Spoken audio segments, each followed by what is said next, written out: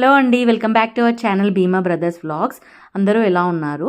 ఈరోజు పొనగంటి రోటి పచ్చడి చేస్తున్నాను.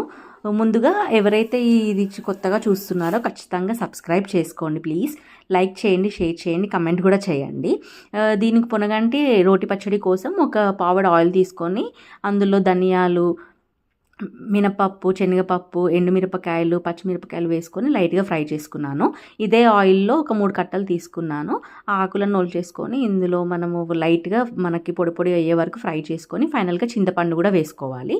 ఇది మనకి కూల్ అయ్యేలోపు మనం ఏదైతే ఇవన్నీ ఫ్రై చేసుకున్నామో పప్పులు ఇవన్నీ మనం కొంచెం సాల్ట్ వేసేసుకొని అందులో వెల్లుల్లి కూడా వేసుకొని మనం దంచుకోవాలి.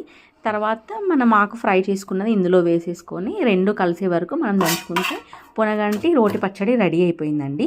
దీనివల్ల మనకు చాలా హెల్త్ బెనిఫిట్స్ ఉన్నాయి. కంటి చూపుతో ఎవరైతే బాధపడుతున్నారో మన కంటి చూపు మెరుగవుతుంది, డైజెషన్ కూడా మెరుగవుతుంది.